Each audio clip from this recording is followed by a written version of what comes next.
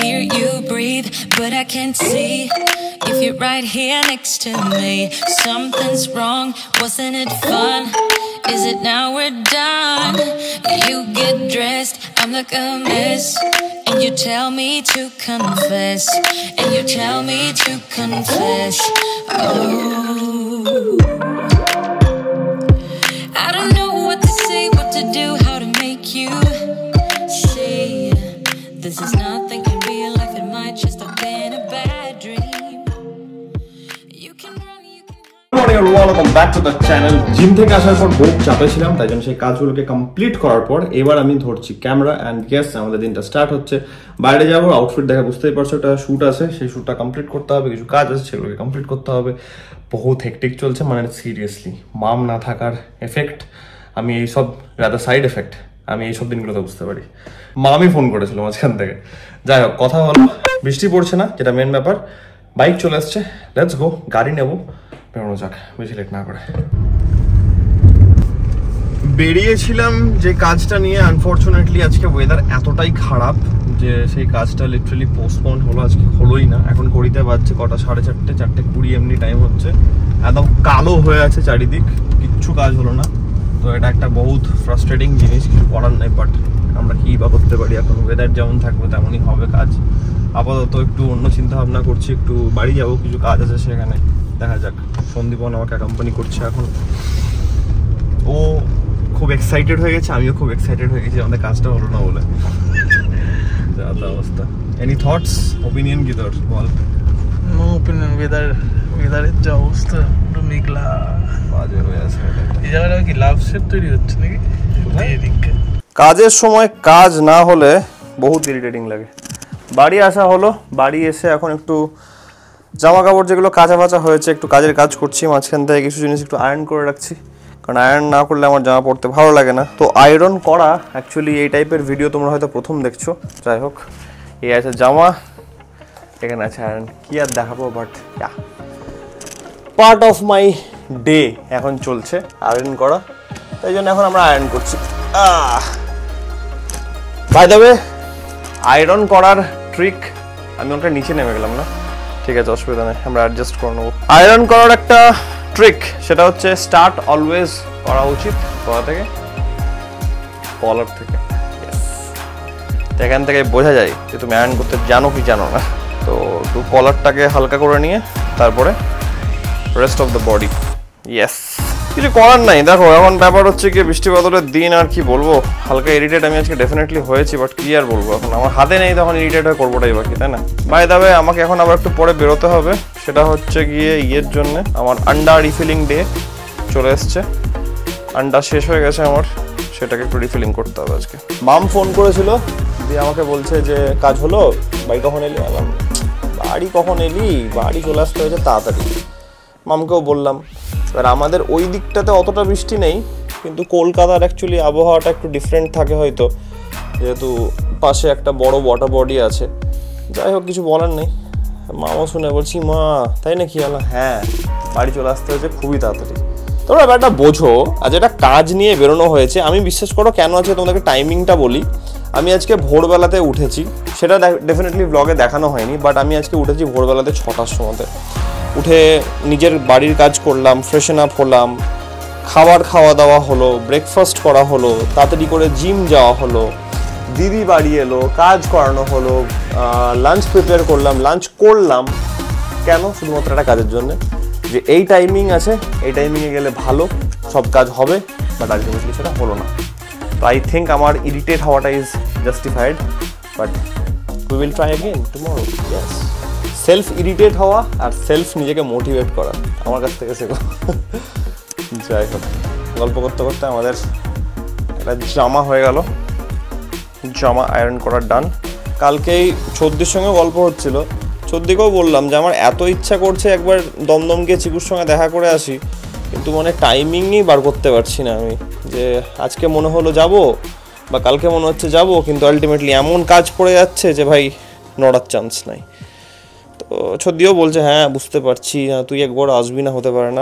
আর বলিস না, ইচ্ছা থাকলেও আমি মানে নড়তে পারছি না, এমন চাপ পড়ে যাচ্ছে। আর ওই আর কি যেটা হয় মাম না থাকার মানে সব কাজে, বাড়ির কাজ সবসময় না হ্যান্ডেল করাটা is a very tough thing. মানে আমরা সত্যি মাদেরকে হ্যাটস অফ, মানে কিছু বলার নেই। আমি ঘামছি কেন বাই দ্য ওয়ে, কারণ আমি ফ্যান চালাইনি। আমি কেন ফ্যান চালাইনি, কি হচ্ছে?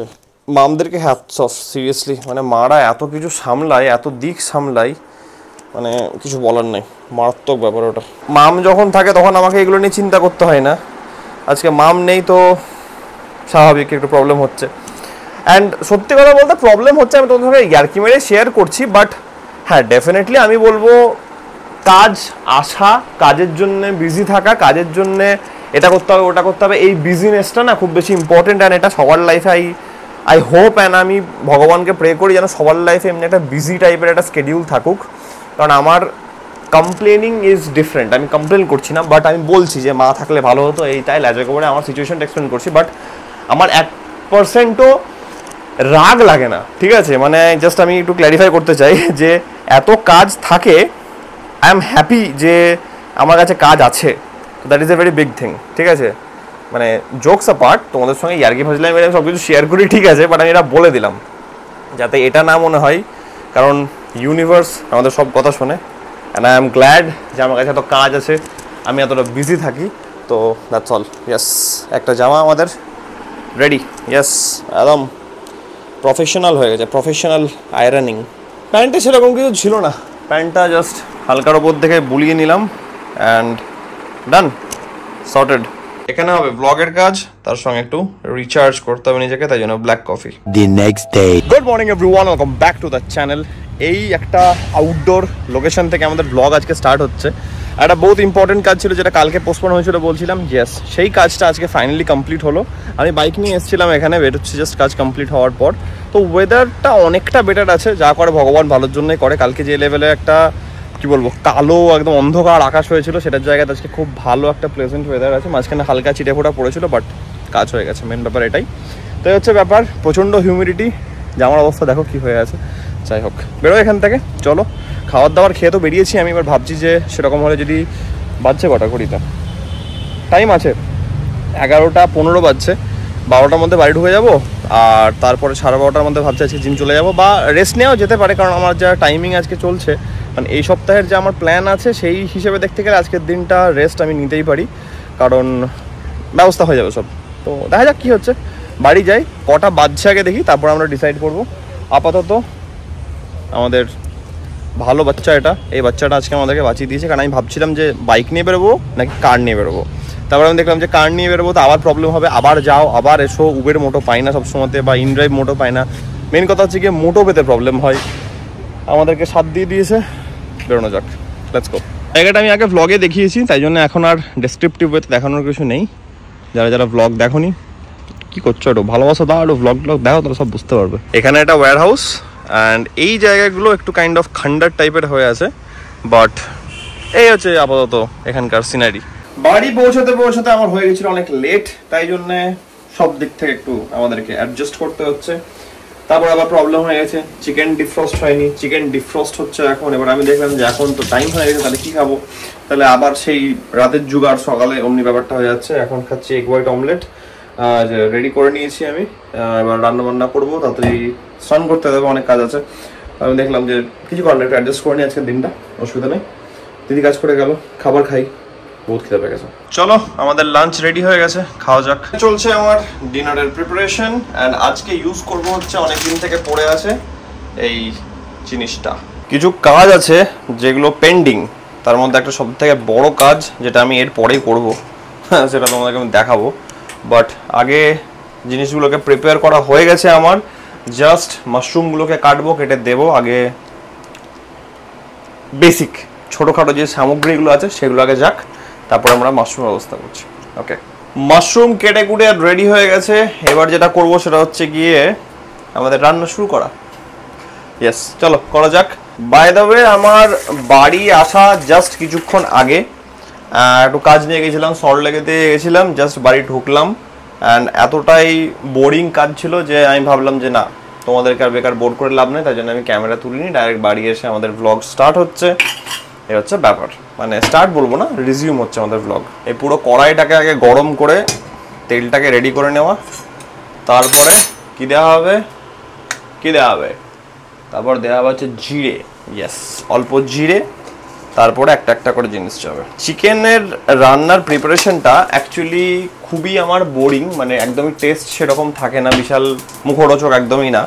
তাই জন্য নিজের মতন করে কিছু এক্সট্রা আইটেম দিয়ে একটু টেস্ট বার্ডসগুলোকে চেঞ্জ করা, এই হচ্ছে ব্যাপার। লঙ্কা যাচ্ছে, ওকে। আজকে যেহেতু সকালবেলাতে আমরা খেয়েছিলাম কি নাম হচ্ছে তার, এগ হোয়াইট অমলেট, তাই জন্য এখন আমরা খাবো হচ্ছে চিকেন। এবার হাসি পড়া শুরু হবে, নাক জ্বলা শুরু হবে। বাড়ি এসে আমি দেখলাম এখন ঘড়িতে বিশাল কিছু টাইম হয়নি, 9:30 বাজছে। আমি দেখলাম তাড়াতাড়ি এখন যদি আমি এসে মানে ডিনারের প্রিপারেশনটা শুরু করে দিই তাহলে বেটার, কারণ একবার যদি বিছানাতে বসে গেলাম মানে অলরেডি বডি টায়ার্ড হয়ে আছে, এখান যাও ওখান যাও, এই কাজ ওই কাজ, যাই হোক বুঝতেই পারছো। তারপরে বৃষ্টির দিনে না গায়ে যদি 2-3 বার করে জল পড়ে দেখবে একটু বডি কেমন একটা করতেও লাগে, মানে খুব বেশি টায়ার্ড হয়, এই তাই বুঝতেই পারছো। তো বৃষ্টিতে ভেজাভেজি তো এমনিই চলছে, তাই জন্য দেখলাম যে আবার যদি এসে একবার বিছানা ধরে নিই হাত পা ধুয়ে, তাহলে ব্যাস ডিনার করতে করতে আমার টাইম লেগে যাবে। ডিনারের প্রিপারেশন করতে করতে এর থেকে ভালো তাড়াতাড়ি হাত পা ধুয়ে ডাইরেক্ট ডিনারটা করে নিয়ে অ্যাটলিস্ট জোগাড় যন্ত্র করে দিয়ে চাপিয়ে দিয়ে খাবারটাকে, রান্নাটা হোক আস্তে আস্তে, কিন্তু প্রিপারেশন করে চাপিয়ে দিই আগে, তারপরে একবারে বসবো, না হলে প্রবলেম ওটা। তো এখন যেটা সব থেকে বড় কাজ আমার, সেই কাজটা অনেকদিন থেকে পেন্ডিং হয়ে আছে, আর সেটা হচ্ছে গিয়ে প্রচুর জামা কাপড় আমার কাঁচা হয়ে গেছে কিন্তু ভালোভাবে গোছানো হয়নি। ওয়ার্ড্রোবের অবস্থা দেখিয়ে দিলে তোমরা ভয় পেয়ে যাবে, অ্যান্ড সেটা আমাকে এখন ঠিক করতে হবে। তো যতক্ষণ আমার রান্না বান্নাটা হচ্ছে ততক্ষণ আমি একটু জামা কাপড় গোছাই, এই হচ্ছে আপাতত প্ল্যান। একা থাকার সাইড এফেক্ট বলতে পারো এটাকে, বা এটাও বলা যেতে পারে যে সময় হয়ে ওঠে না সবসময়, ডেফিনেটলি এটা আমি এক্সকিউজ দিচ্ছি না, এটা ফ্যাক্ট বলছি। কারণ জামা কাপড় কাঁচা হয়ে যাচ্ছে, জামা কাপড়টা পরিষ্কার পরা হচ্ছে, কিন্তু ওই যে ভাঁজ করে করে পরিপাটি করে ঢোকাবো, এবার এটা একটা বলা যেতে পারে যে ভাই তখন করে নেওয়াটা বেটার, যেটা হয়নি। তো আমি ওই জন্য আগে থেকে নিজে থেকে বলে দিলাম যে না, চেষ্টা করলে হয়তো করা যেত, যাই হোক তখন হয়নি, কিছু করার নেই, তাই জন্য এখন আমরা করছি সেই জিনিসটা, করা যাক। টাইম ল্যাপস চালিয়ে দিই নাকি একটা, এটা হচ্ছে বিফোর, এইটা হচ্ছে আফটার। ঘেমে চান যা তা অবস্থা, যাই হোক ডোন্ট জাজ মি। আমি যতটা পেরেছি আমার মতন করে গুছিয়েছি, অবভিয়াসলি মামের মতন হয়তো হয়নি, ডেফিনেটলি হয়নি, এটা মাম ব্লগ দেখলেই বলতে পারবে। তো মাম তুমি বলো যে কেমন গুছিয়েছি। যাই হোক মেন ব্যাপার হচ্ছে গিয়ে অগোছালো নেই, গোছানো হয়ে গেছে, খাবার অলমোস্ট রেডি, খাবার খাবো and I will hit the bed tonight. তো এই হচ্ছে ব্যাপার, আজকের ব্লগটাকে আমি এত অবধি রাখছি।